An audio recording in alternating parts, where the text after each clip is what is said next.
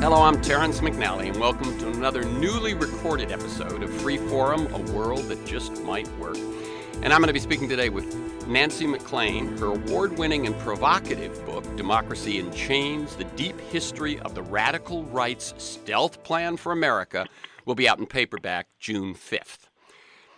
And before I bring Nancy in, let me tell you that after a 3-year hiatus with the election of Donald Trump, I couldn't resist exploring the path forward in new interviews. So this is the 28th such interview. I do one about every 2 weeks. Paul Hawken on climate change, Naomi Klein on her book No Is Not Enough, David K. Johnston on the daily dirty work of the Trump administration, that sort of thing. And the show streams weekly on the Progressive Voices Network on TuneIn. And podcasts, of course, are available anytime, anywhere on iTunes, Podomatic.com, and at my own site, TerrenceMcNally.net. That's TerrenceMcNally.net. And before I bring her in, let me offer you a few websites for information on how to participate in resistance to the Trump agenda and also the work forward toward the healthy, just future we all need. And you can email me if you want some more background on some of this, TEMcNally, again, TEMCNALLY at mac.com. So these 6 websites. Indivisible Guide, one word, indivisibleguide.com, probably the most comprehensive national organization with about 5,000 local groups.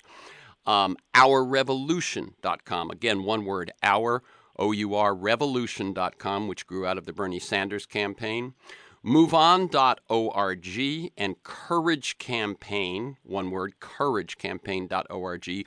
Those are two organizations that have been primarily digital activists for most of their time, but over the last couple of years have linked themselves more closely with grassroots work as well. MoveOn.org is national, Courage Campaign is for the state of California. And finally, 2 very specific ones that can lead you to specific actions. 5 Calls, that's the number 5, CALLS, 5calls.org tells you timely calls that you might want to make to your representatives about issues and legislation that's happening right at the time. And Town Hall Project, one word, townhallproject.com, which tells you when local representatives might be holding constituent meetings in your area for you to attend. Now to today's guest. I've made the point since at least the 2000 election that the right and the GOP have seen that politics and elections, played fair and square, are not moving in their direction. And so they have turned to strategies and tactics that make it possible for them to gain power greater than their ideas or their candidates would otherwise merit. Gerrymandering, voter suppression, the refusal to act on Obama's nomination of Merrick Garland to the Supreme Court. You can see how these things play out. You can see there's a playbook. Well, today's guest cites a source for that strategy that prior to her latest book, I suspect a lot of people, myself included, had never heard of. Most books about today's radical right, most thinking about today's radical right, begin with the Powell Memo, or Ayn Rand, or the Koch brothers. Well, in Democracy in Chains, The Deep History of the Radical Right's Stealth Plan for America, Nancy MacLean tells a new story of a Nobel Prize-winning economist whose ideas fueled the right's relentless campaign to eliminate unions, suppress voting, privatize public education, change the Constitution, and curb Democratic majority rule. James McGill Buchanan, not a household name, but she lays out his crucial role in designing the mechanisms by which the Koch brothers would eventually fund a new radical right, with aims of disabling the democratic process in favor of free-rein capitalism. MacLean claims Buchanan created the blueprint that ultimately made Koch money so effective. Nancy MacLean, William Chafe Professor of History and Public Policy at Duke University, is the author of Behind the Mask of Chivalry, The Making of the Second Ku Klux Klan, Freedom is Not Enough, The Opening of the American Workplace, and her latest, due in paperback June 5th, Democracy in Chains, The Deep History of the Radical Right's Stealth Plan for America. Welcome, Nancy MacLean, to Free Forum, A World That Just Might Work. And let me tell listeners, we're recording this conversation Tuesday, May 8th, 2018. It's a pleasure to be with you, Terrence, and thank you for that wonderful setup. Okay, good. So, before we get into this book, how would you tell the story of your personal path to the work you find yourself doing today? Oh my gosh, it was quite the winding path. There was so much serendipity in it. I've actually had a reader who came to a book talk who wrote me a note listing all of the kind of coincidences that went into my discovery of what I report in the book. So I can just say that when I started the research that ultimately became this book, it was 2006, and at that point I'd never heard of either James McGill Buchanan or Charles Koch, the two people who loom largest in the story I tell. Let me break in for 1 second. Researching the story of the state of Virginia's leadership of the wider South to massive resistance to Brown versus Board of Education using privatization as a strategy. Let me break in for 1 second and say we've got an hour, and I like people to get a feel for the people behind the work and the ideas. So I'm saying not just your path to this book and how... Oh, I see what you're saying. Oh, gotcha. Yeah. In other words, when I see a book about the Ku Klux Klan, or, a book, what was your, what's been the thread? What have been the twists and turns? And then we'll get into the coincidences leading up to this one. Good. Okay. Well, so I have long been, always, since I was a sentient adult, been someone who is interested in social justice and social change, and I saw my occupational contribution to that as lying in the realm of history. So went to graduate school in the 1980s, and when I went to graduate school, at that period, that was the time when the moral majority was surging in our politics, and I was also in a program in women's history, trying to understand the significance of gender in our national past. And so the book that you mentioned on the Ku Klux Klan came out of that conjunction of this period of, a massive new organizing project centered on what, they like to call family values, and my discovery in the archives that the Ku Klux Klan of the 1920s held built on a similar kind of outreach, really emphasizing its role as a force for moral purity and, as they put it, cleaning up communities. So that was the first book, and I would say that's kind of an example of how my work has evolved ever since. There was an Italian historian, now deceased, called Benedetto Croce, who once said that all history is contemporary history, and by that he means that, of course, the past is past, but we bring to it our questions that are shaped by the world we're trying to understand, and all my work has been done in that vein. So after I finished that book on the Ku Klux Klan, my next book, Freedom is Not Enough, was essentially a social and political history of affirmative action in the workplace, and that came out of a moment in the 1990s when figures like David Duke, sadly back in the news now, the Ku Klux Klan leader, were campaigning against affirmative action as kind of the entering wedge of their push to build a white nationalist force in the U.S., and I was finding, I had students coming to me saying, but where did affirmative action come from? How do we answer these things? And when I went to look at the sources, there really was nothing good out there, and so I thought, well, I'll write a book. So that became Freedom is Not Enough, with a particular focus on workplaces, because I was also seeking with that to break through this silly, stale, and misleading debate between class politics and identity politics, and help people understand how class politics have always been identity politics, and identity politics have always been concerned with material issues because of the way the groups affected by them were excluded from full citizenship. So, I could go on and on, well, but that's kind of the gist of it. And I can say with this latest book, perhaps the last thing I'll say is Democracy in Chains came out of a moment in which it was clear that the American political right was really pushing to undermine public education and to promote privatization of our schools. And as I sought to understand that with a new story I'd found in the archives, I ended up on this path that ultimately led me to the Koch donor network and to the ways it's weaponized James Buchanan's ideas. And let me ask you, I'm going to ask you two questions. One is, how did your move to North Carolina in 2010 influence this? And then my second one, because I sometimes remember to ask this of folks who work in a university situation.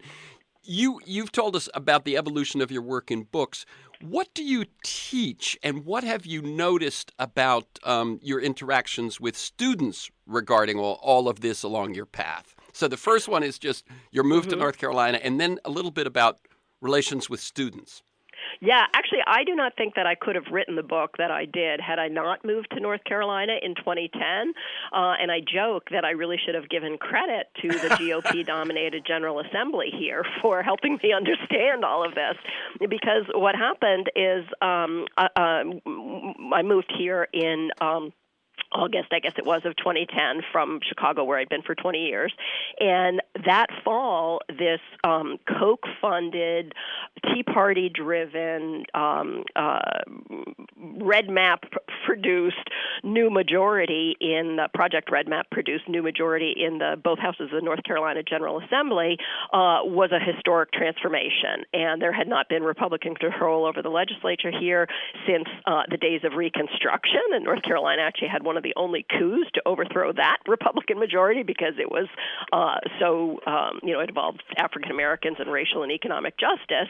So this was a real transformation. And as soon as this legislature set to work, it began a program of what its biggest donor called Big Bang changes. Wow.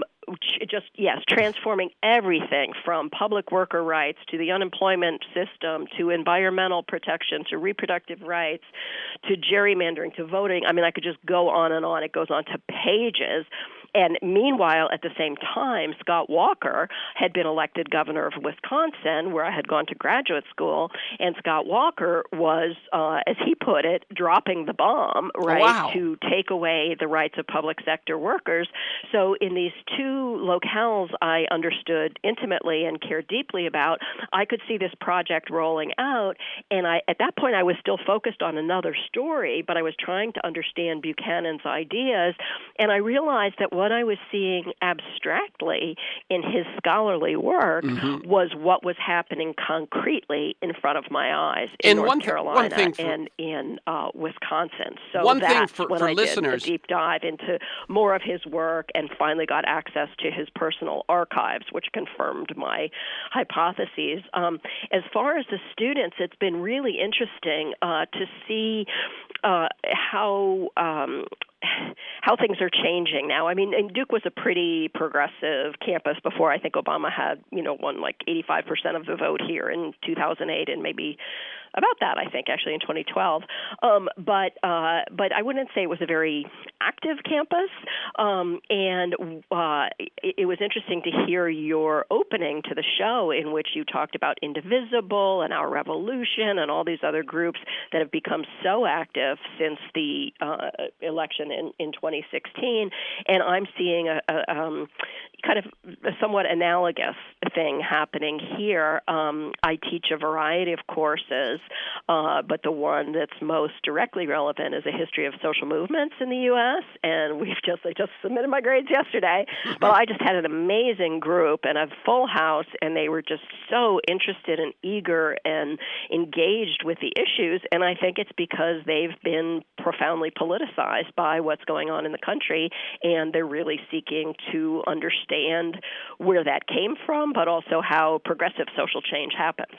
Oh, that's excellent to hear. And let me just mention that the two states that you have your experience and you point out have turned, Wisconsin is one of the birthplaces of progressive politics, and had always been a place where there was leadership on progressive and liberal causes.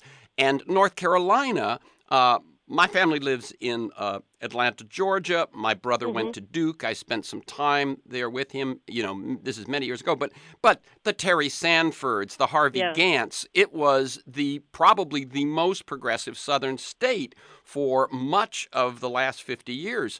So these are places where, and when you see, as you point out, the Republican get their takeover in 2010, I consider the dropping of the ball by the Obama administration of nationalizing that campaign as prior to the selection of districts following, the 2010 census as one of the great failures of that administration. I mean, with repercussions for years to come. But as you point out, they hit the ground running so fast, so hard, boom, nuclear, that I can see where you go, wait, somebody's giving them a playbook. There's something going on here. So take it from there. Yeah, well, so I'm really glad that you drew attention to the prior history of those two states, Wisconsin and North Carolina, because I see them as very similar in some ways that you've suggested. And I think it's really important for your listeners to recall, too, that Wisconsin's progressive tradition was bipartisan. Robert La Follette, who was a great progressive leader in Wisconsin, was a Republican back in the day. And that whole notion of the Wisconsin idea of having public education, particularly higher education, in the service of the state for its economic development and democratization and enlightenment, that was a bipartisan idea in Wisconsin for years, and the state university system was the pride of both parties. And, there's so many things to be disturbed at by Scott Walker's administration, but one of them is his deliberate and calculated efforts to undermine the state higher education system, to the point that now even some Republican business leaders who supported him have raised their voices at the horror and the recklessness of it. But one element of that is he actually tried to get rid of the statement of the Wisconsin idea in the university mission, right, of the university's public mission to the state. And I just think that is so telling. And sadly, now that Walker has conquered, power in the state, and they've undermined public sector unions, passed voter suppression, done all these other things, supported a constitutional convention, state-convened constitutional convention, which we might talk about later. Oh, we will.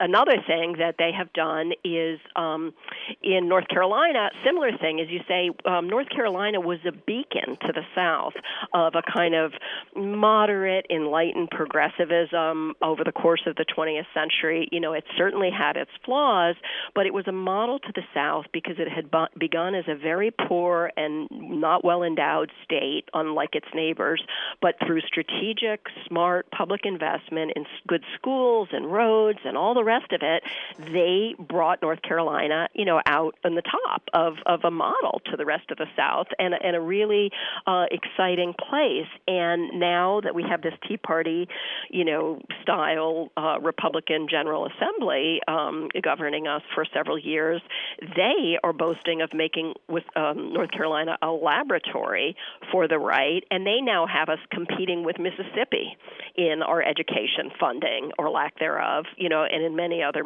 measures. So it is really a sad state of affairs. And going back to your original framing of the show, we would not be seeing this if these people campaigned openly on what they were trying to achieve, and if they did not rig the rules in their favor through gerrymandering, voter suppression, and all the rest. Right, absolutely. And I'm not the only one, I'm sure, who will take it back to the Gore v. Bush decision by the Supreme Court, which then changes the presidency, which then changes the Supreme Court itself, which then brings in all of the Federalist Society,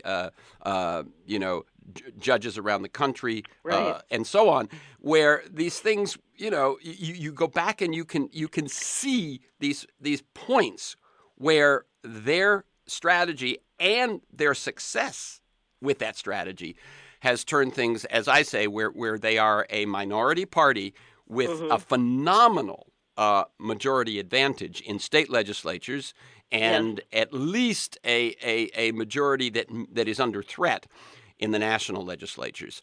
Right. They now have, and it bears, underscoring for listeners, they now have control of 30 states, where the Democrats have 6, and they have control over all 3 branches of government. And I don't know if you've been following the recent exposures from George Mason, which is a big focus of my work, the Koch academic base camp set up there. But among those exposures, since you mentioned the Federalist Society, were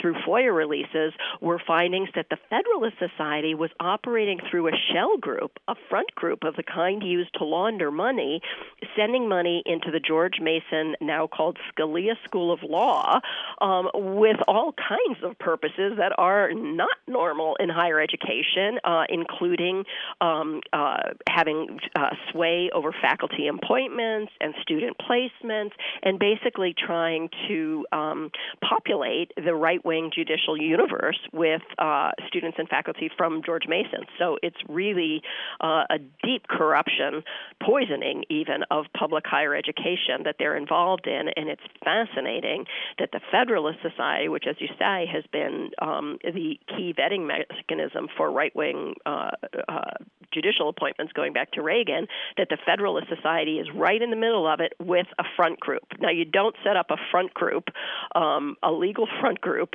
unless you're doing something nefarious, right? Right. You don't need one. So this is highly revealing and extremely important to follow. Yeah. Okay, so you say that the radical rights playbook was designed decades ago, and I've long, as I said in the introduction, associated that with the Powell Memo, released by Lewis Powell in the summer of '71, 2 months before Nixon nominated him to serve in the Supreme Court.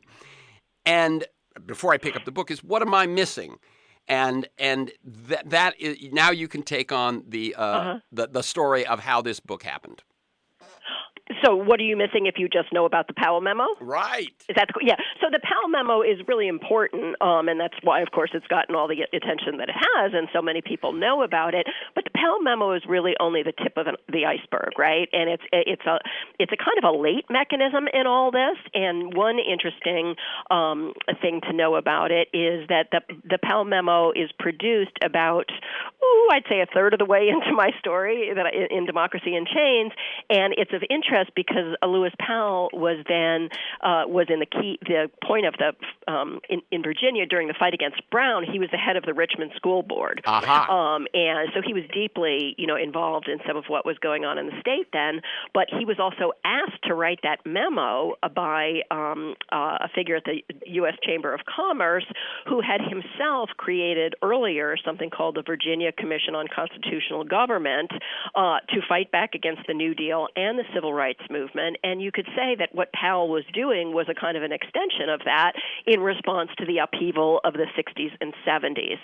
So that Powell Memorandum is really important, in how it encouraged business mobilization, how it represented the capitalist system as under profound threat from dissent and from social movement organizing, consumer movement, and so forth, and how it laid out a kind of blueprint for corporate mobilization in defense of the kind of capitalism that they wanted to see thrive. So it's very important, but it also did not lay out anything like a strategy for how to shackle democracy. Right. So that's where Buchanan's work really came in. I would say that certainly he shared goals with Powell and was part of the same broad milieu, but what Buchanan was trying to do was really think strategically about how the 20th century liberal state developed, and by that I mean things like regulation of corporations in the progressive era, workers' rights and social insurance in the New Deal, anti-discrimination, in the 1960s, and environmental legislation thereafter. Buchanan looked at how collective action had enabled all that to develop in a certain set of constitutional rules, and he focused laser-like on how to undo all that by first undermining the collective power in the way that we saw with Scott Walker dropping the bomb in Wisconsin. That would be an example of that. But then radically revising the rules at every step to take away the incentives for elected officials to listen to their constituents, right? Yeah. And to also handicap those constituents in making their own voices heard in a whole variety of ways, but most obviously voter suppression and gerrymandering.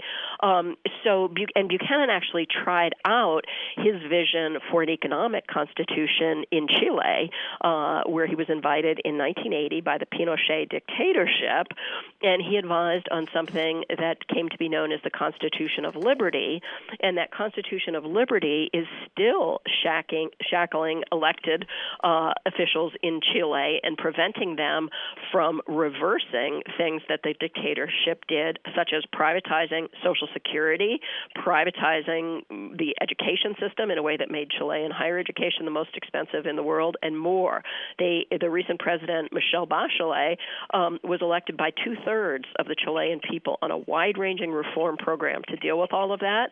And she found that she couldn't because of what she called the locks and bolts in the Chilean constitution. And those locks and bolts, I found in my research, were urged by James Buchanan.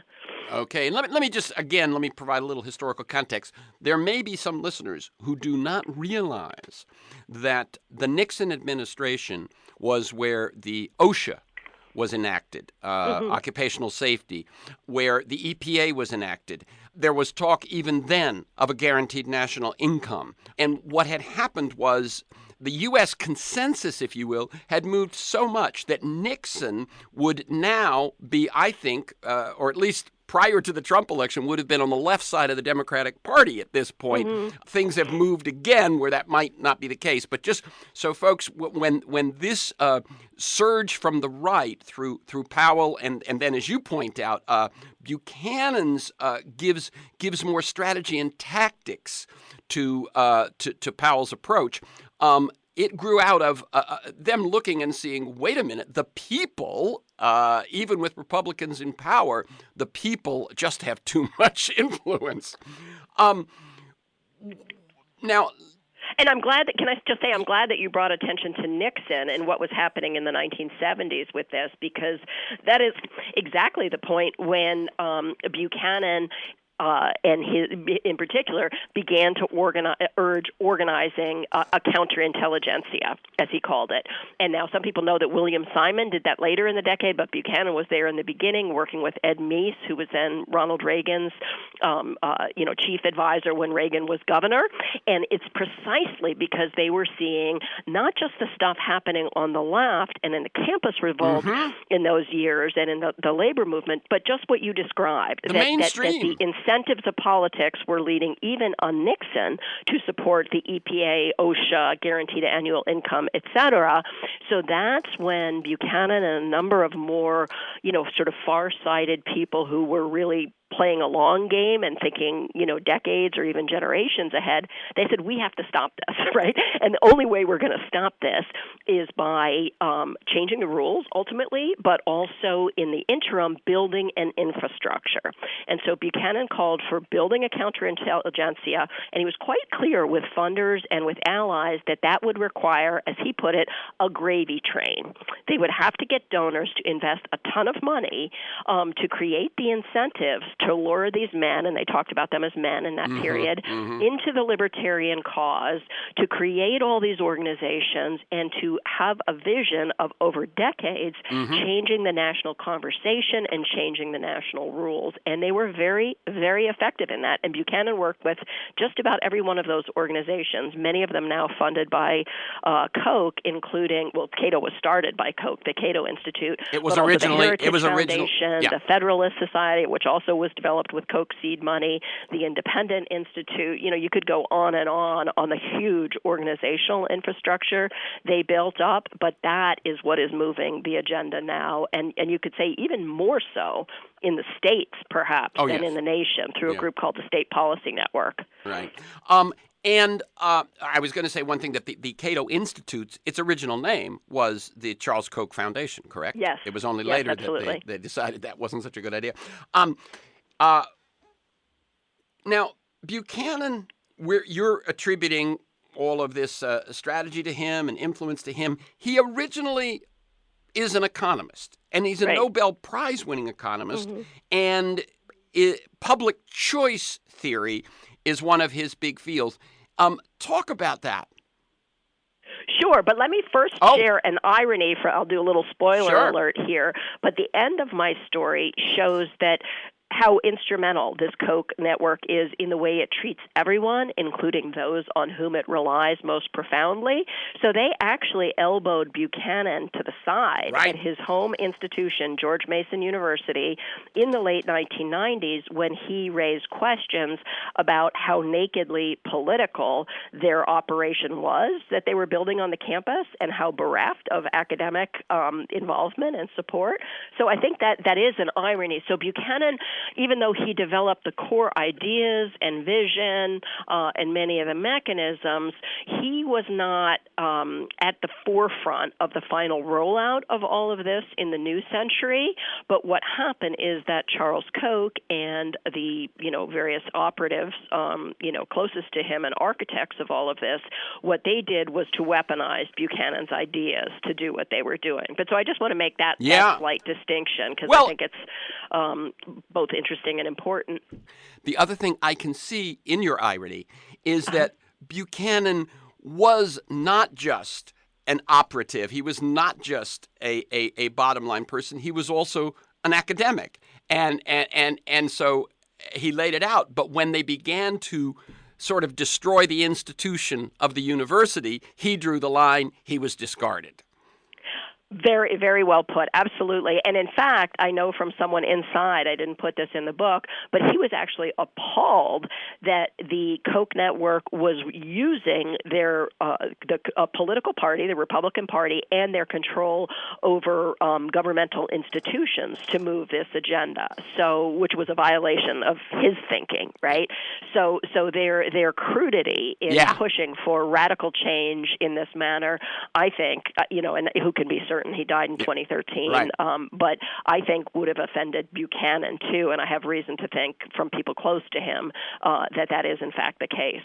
Okay, so let me tell people this is Freeform, a world that just might work. I'm Terrence McNally, and I'm speaking with Nancy MacLean. She's the author of the award-winning and provocative book. And when I say award-winning, the one that I just saw most recently was the LA Times, which has their book festival every April, and they give awards. Awarded Democracy in Chains, the book we're talking about, its award was it in Current Events? Current Interest, yes. Yeah, Current Interest, which is a big deal. That's their book of the year in Current Interest. And the book is Democracy in Chains, The Deep History of the Radical Right's Stealth Plan for America. And it's out in paperback June 5th. So public choice theory, he settles on, what's interesting is that human self-interest has been a pretty foundational principle of economics. And he applies it to government in such a way that if you follow it, it sort of unsettles your view of government and provides a wonderful foundation for the right's strategies after that. So talk about that. Yeah, okay, so Buchanan was trained at the University of Chicago, which a lot of your listeners will know is like the citadel of free market fundamentalist economics in the United States. But what he did that was different from these people with whom he was broadly in agreement was to focus not on the market, but on the government and public institutions of all kinds. And he would actually tell these right-wing funders and corporations in seeking their contributions to his academic centers that he saw what he was doing as more fundamental. Because if you only made the case for the market, but everybody knows that there's market failure, right, and problems with the market, people would naturally look to government to remedy those and to fix them. And what Buchanan wanted to do was, in a sense, take that option off the table, or at least tarnish it so much that people would really think twice before looking to government for anything. And the way that he did that was, just as you say, to in his terms, apply economic analysis to political actors, but it was an economic analysis unlike, say, Marx or Charles Beard or many others, in that what he was applying was Chicago and Austrian-style assumptions to say, that these political actors could only be understood as individuals, right? There's no meaningful groups in this analysis, so they weren't representing a class. They weren't, race men, as civil rights activists used to be called. They weren't feminists. No. Everybody in public life was only seeking their own personal self-interest, and in his terms, particularly a kind of venal self-interest. So for elected officials, he would say that their self-interest was in getting reelected, and therefore making promises to multiple constituencies to be paid for by taxes raised from others. You could say union officials only interested in expanding their dues base, on and on. Agency officials, expanding their fiefdoms. So this was his analysis. I think it's really important to point out that when he created this, he was not at all an empirical researcher. In other words, he had no information about people's motives in public life, but it was all done through game theory, through elaborate speculation. But it was very persuasive to many people because game theory was a kind of a hot thing, and it got a lot of purchase on the right because it said things that that were very helpful. And important to those people. And, and I will say, too, I think it did yield some interesting hypotheses, like it's reasonable to ask if somebody has a personal stake in what they're pushing forward. But the problem with it as a whole school of thought is that it is so toxic in its assumptions about people's behavior and about the very nature of public life that it leads to the kind of the kind of toxic dump of cynicism that we see in the Trump era, where people, where the president doesn't care about facts, doesn't care about the realities of policies, doesn't care about anything, because the whole enterprise has been, ideologically undermined with these ideas of makers and takers in the swamp and so forth. So you could say at one point his ideas had an interesting heuristic value. Over time, they really hardened into a kind of dogma, and that dogma is really undermining our capacity for collective self-government at this point in our history. Yeah, and I would look, as I'm thinking about it, and as I've thought about it over the last few days, we can see absolutely the appeal of his theories to folks who are looking to decrease the power of the people, the power of the government, and increase the power of their own corporations. What's interesting is I can also imagine it having an appeal to young people. That is to say, young students.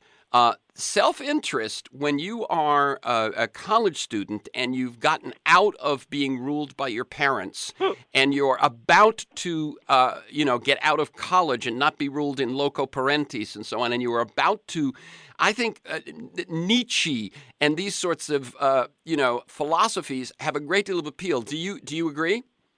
That's interesting. Buchanan had a notebook where he liked to keep various kinds of quotations, and he was a great fan of Nietzsche. Sure. It's just anecdotal information. But I think, certainly there's a lot of cynicism among young people and a lot of distrust. There is in the wider population at this point about government.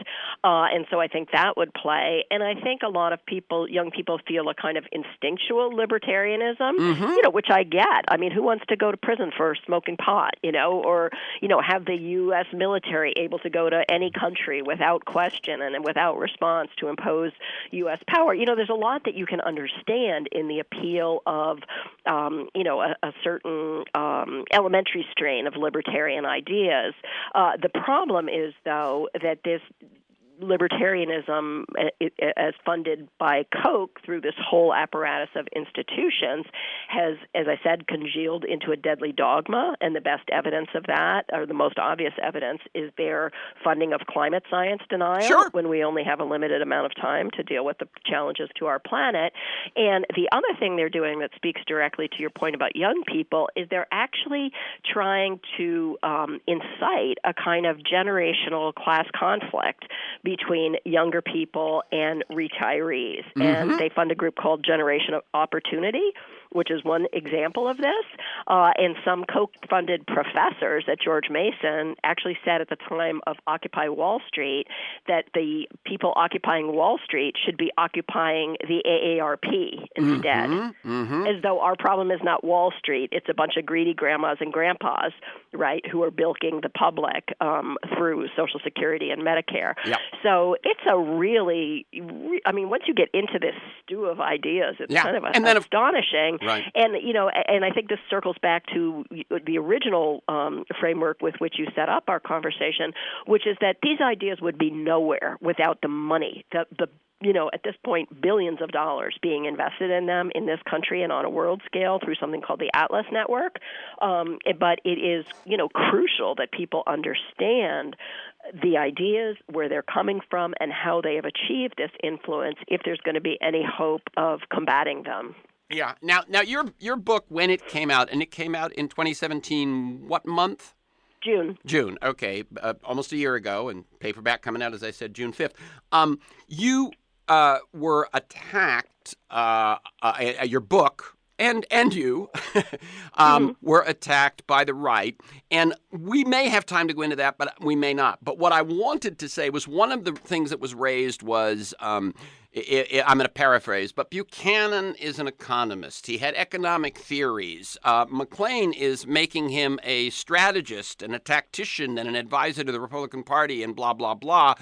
She's taking a reach. And what one of the things you point to is the document that Buchanan wrote providing the Cato Institute with counsel for its then top policy priority, and still one of them, privatization of Social Security, where he lays out a strategy for dividing the coalitions of groups who supported it. Talk about that, because that seemed to me to be one of the places where he most clearly took the role of strategist. Okay. So, the funny thing is about those attacks on me, and I just had reason to write to somebody about this earlier today in relation to these revelations from GMU, but there were 101 critiques of me that emerged from the right after the book, and the researchers from Greenpeace and on Koch My Campus produced a master tracker on this and found that 91 of those came from Koch-funded faculty members or operatives in directly Koch-funded institutions who were not declaring their own conflicts of interest, right? That's 9 out of 10, and that's not even counting the other ones where the commitment is there and the influence is indirect. Wow. So an irony, and a great irony, is that the first guy out of the gate was this guy named Russ Roberts, who said that I should apologize to this person I had quoted at George Mason. Yep. And in the recent revelations from George Mason, through a FOIA request, it was revealed that Russ Roberts was chosen by a donor to be hired at George Mason. Like, that never happens ever, in the academy. It was that corrupt. He was personally selected by the donor, and Tyler Cowen, the guy whose name the guy he said I had wronged, had signed off on his donor agreement, as Cowen signed off on all these other donor agreements. So anyway, it's been kind of delicious to me to see this play out, to see the kind of corruption that is coming out in these revelations and how they very much confirm the story that I was telling. Right. And of course, when they try to say that Buchanan was just an economist, I find that amusing because I happen to have attended a memorial conference for Buchanan at George Mason in September of 2013, where one of the Koch-funded faculty in attendance, a man named Alexander Tabarrok, said that Buchanan's genius was that he had always understood that they needed a movement. So they credit him with this kind of movement building. And I've also seen correspondence from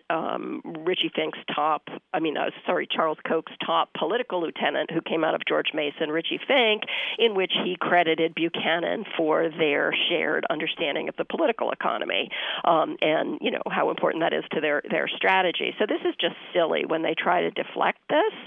But part of the problem that these George Mason people faced is that they're now using Buchanan's name to fundraise significantly in a multi-million-dollar campaign for what they're calling Masonomics, which is really Buchananomics or Kochonomics. Yeah. And that plan was laid down. I didn't know it until my book came out, but my book came out on June 13th, and on July 4th, they renamed the Central Hall at George Mason University, Mason Hall, Buchanan Hall, in this big multi-million-dollar fundraising bid. So, of course, it was terribly embarrassing and inconvenient for them that my book had this deep story of Buchanan that wasn't especially flattering or helpful to their cause. So I think that's part of the reason they've been so agitated. But as you point out, the materials that I found and that I share in the book and in the endnotes and documentation for it show very clearly that Buchanan was a very strategic thinker, and the particular case you raised of Social Security illustrates that. He came back from Chile, which was the first nation to privatize its Social Security system under the Pinochet dictatorship. He came back from that to the U.S., eager to see radical changes in the U.S. Charles Koch had just moved the Cato Institute to Washington, D.C. from California in order to have more of an impact on policy. Cato later went on to hire Sebastian Pinera, who ran the privatization program of Social Security under the Pinochet dictatorship. He's still there. And in 1983, Cato decided to make Social Security privatization its number one priority, and they invited Buchanan in to advise on strategy for that. And his strategy started, and here again we circle back to your framing of all of this, that this cause is not popular. His framing or his strategy started with the recognition that there was not a single constituency in America other than libertarians and their funders who wanted to see the privatization of Social Security. And he went through all of them, neither black nor white nor brown, urban or rural, south or north, men or women, et cetera, et cetera. Nobody wanted this. So instead of doing what any normal citizen would do in a democracy and saying, golly, must be a good program if so many people like it, I guess we should support it. Instead, he said, therefore, those who want to radically change this, right, and undermine this program need to work in a different way. They cannot take it on frontally, right? They cannot say they want to destroy the program. Instead, they need to say they want to reform it, and he actually himself put reform in quotation marks to suggest that was not the purpose. And then he laid out a multi-step strategy for undermining Social Security, first being to try to smear its reputation and say that it was unsustainable so that people would no longer feel like they could rely on it and they'd question it. And then he laid out this elaborate divide and conquer strategy for how to break apart the solid phalanx that was defending the system. You point out no constituency was for it.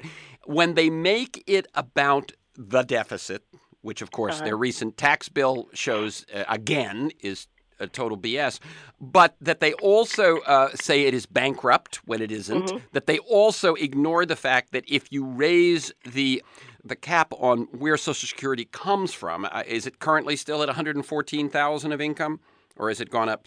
Is it? Maybe I don't know. But I bet most people don't even know this, that your Social Security starts when you start earning money, but there is no longer Social Security deductions after you reach a certain point. It might be now around $150,000, but that means if you make if you make $200,000, if you make $250,000, if you make $1 million, if you make $10 million, if you're et cetera, right? And that if that were changed, that one thing were changed, and the cap raised, Social Security have no problem. But what they attempt to do, as you pointed out, saying that there was no constituency that favored it, was to pit the young against the old. And attempt to get the young to oppose Social Security. It's bankrupt. You're never going to get anything. They're just taking it away from you to give to old folks.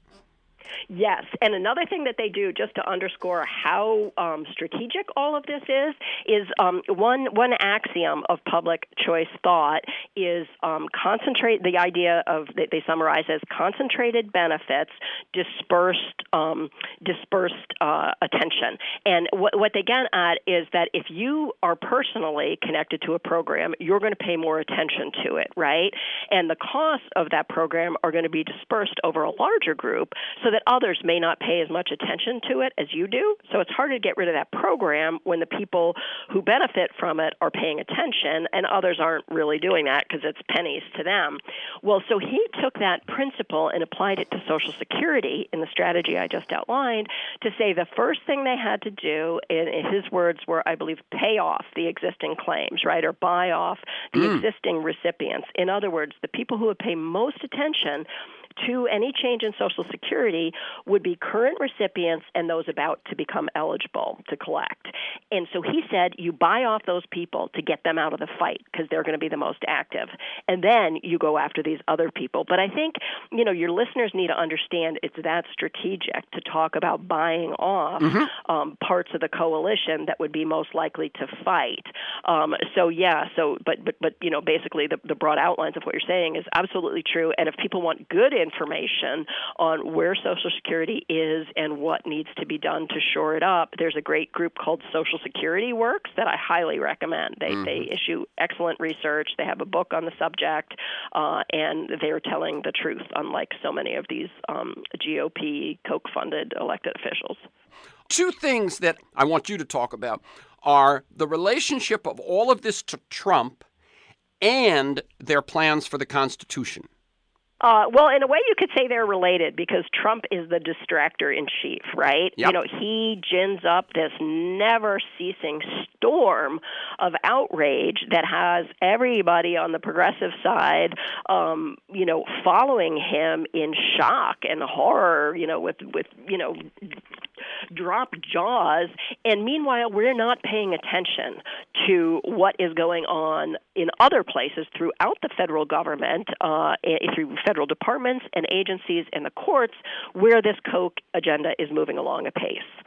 So the Koch agenda is racing through under the Trump administration, which is not surprising because his administration is stocked with veterans of the Koch network, from Vice President Mike Pence through Scott Pruitt at the EPA, through Mark Short, who's the White House congressional liaison, legislative affairs director, and on and on. We don't have that many minutes, so I'm not going to go through them all, but it's really astonishing, and some really good journalists have pointed out how many seasoned Koch operatives are moving this agenda in virtually every federal department and agency at this point.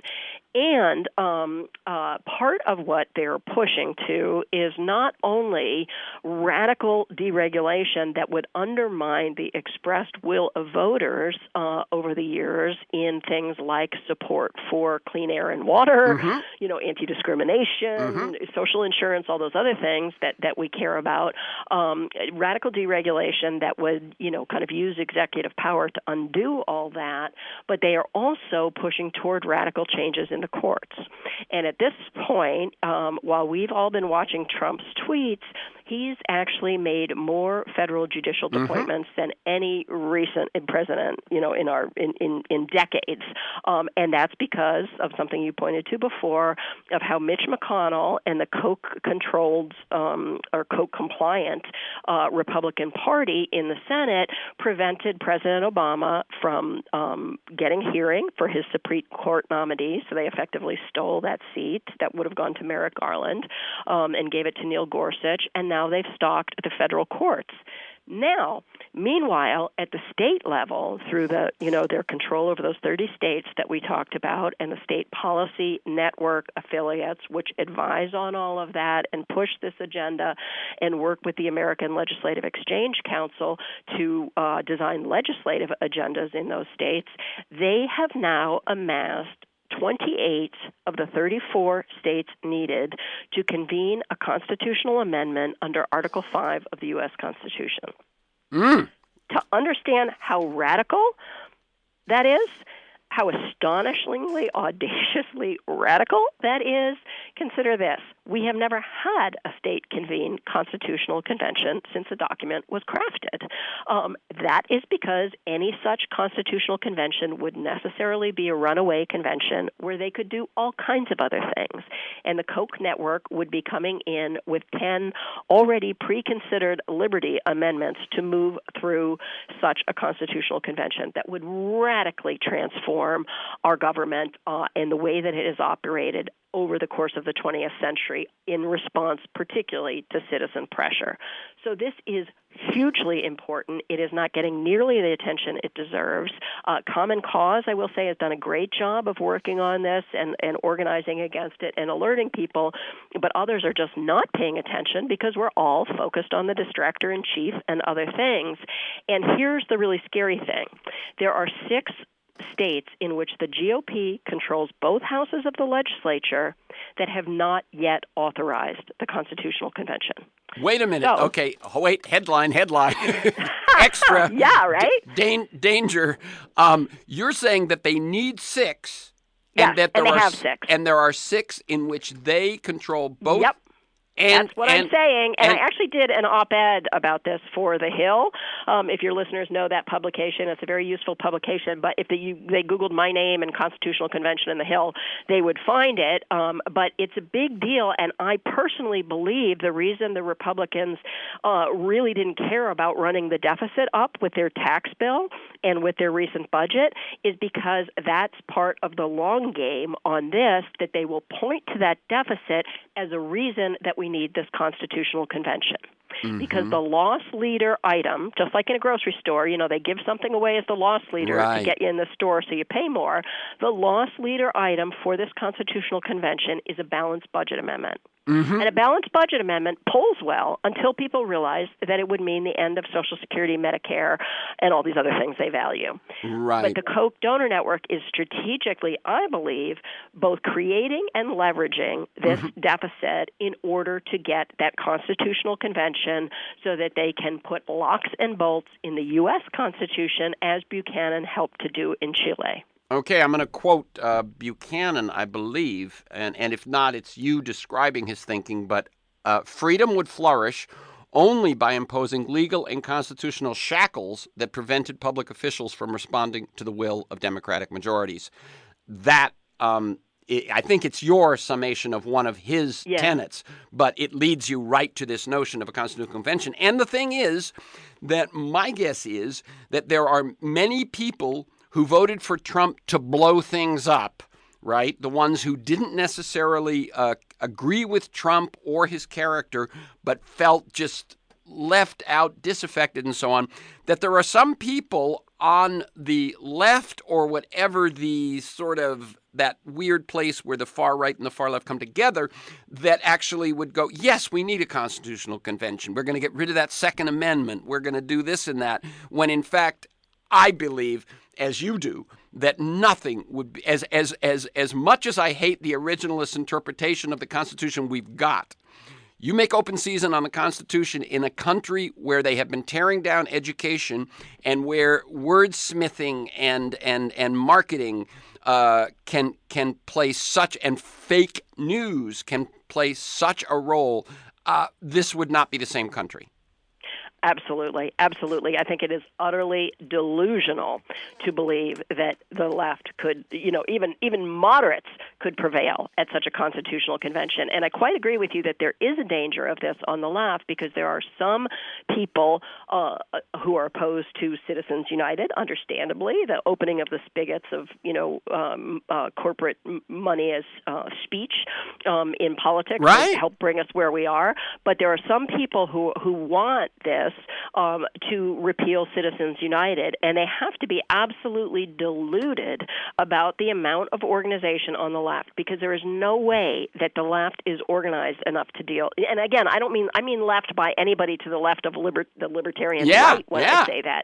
No one is as organized as they are to be able to deal with such a constitutional convention. It should be the job of people who believe in small d democracy everywhere to prevent that Constitution at this moment in our history, and to instead focus on unrigging all of the rules that this Koch donor network and its elected allies have rigged in their favor and instead start pushing for a pro-democracy agenda of rules changes that would reverse that and enable us to renew and revive and save a democracy that is now under the most dire threat of our lifetimes. Oh, of maybe the nation's lifetimes, or at least since maybe the 1812.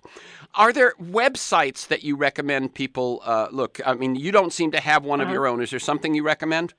Oh, gosh. Well, there's so many good groups working on different aspects of this. So I mentioned Common Cause on the Constitutional Convention. I think they've been terrific.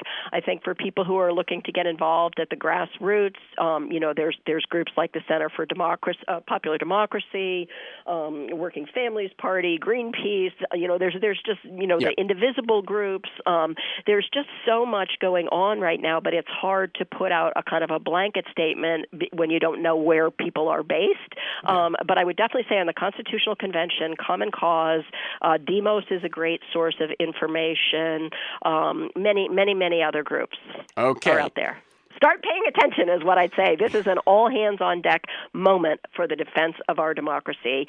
And what happens in the next few years is going to be absolutely decisive, like forever, frankly, because we have to consider that the planet is in the balance and that this Koch donor network does not want us to act on the threat of climate change. Okay, so for this conversation and many other interviews, articles, transcripts of interviews, and to join me in pursuit of a world that just might work, you can go to TerrenceMcNally.net, TerrenceMcNally.net, or aworldthatjustmightwork.com, to the same website. If you want to receive a weekly email announcement telling you who's going to be on, what we're going to talk about, and usually about 7 or 8 relevant articles. You can sign up at my site, or you can email me at temcnally, TEMCNALLY, at mac.com. You can also subscribe and listen to the Freeform podcast on iTunes or Podomatic.com. You can find years of podcasts at my site or at iTunes or Podomatic. Listen anytime, anywhere. They include Michael Lewis, Jeremy Scahill, Robert Reich, Van Jones, Connie Rice, Greg Boyle. You can follow me on Twitter at McNally Terrence. Thanks to Mark Maxwell in production and George Vasilopoulos at Progressive Voices, and most of all to you, my listeners. Please share this podcast widely. Thank you, Nancy McLean. Keep up the good work. Thank you, Terrence. You keep up the good work, too. It's amazing.